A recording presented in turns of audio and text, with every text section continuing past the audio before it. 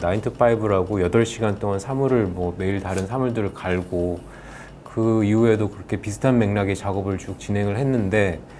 이제 제 작업에는 이제 규칙이라는 키워드가 있고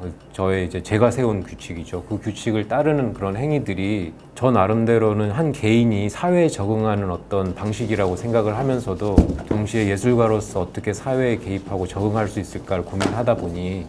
일반인들이 이제 노동하는 근로 시간을 제 작업에 대입을 해서 진행했던 게 9to5, 연중무휴, 그리고 52시간 이런 작업을 쭉 진행했던 것 같아요.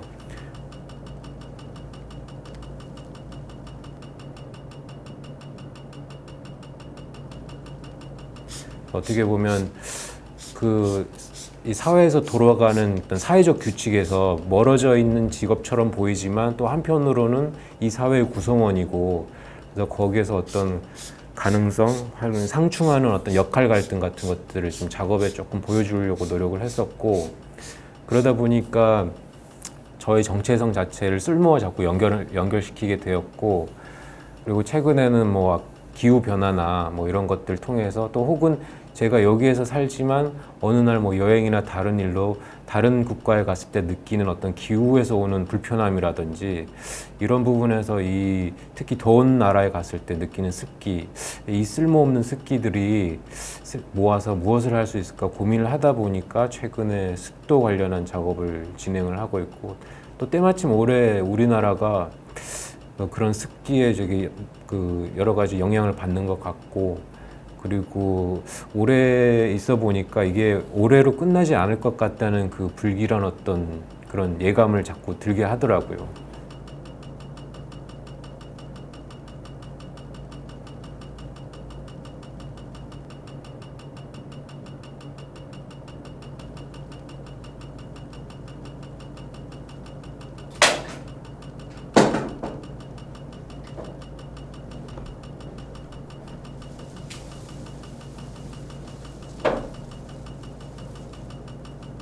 금천에서 초반에 입주했을 때 공간에 대해서 적응을 했고요.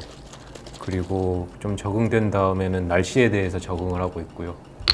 마침 또 가습기, 습기에 대한 작업을 진행하다 보니까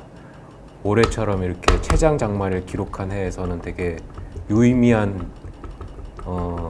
기다림이었다, 이렇게 생각을 하고 있어요.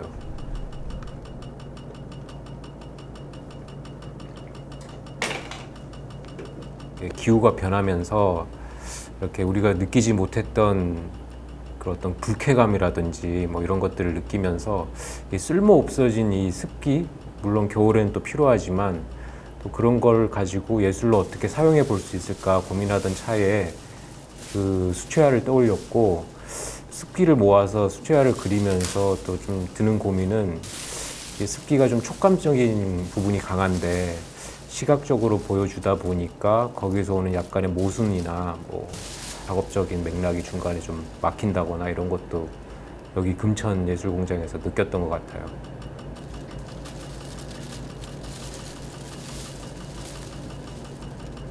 앞으로도 이제 계속 이런 수채화 작업을 진행을 하면서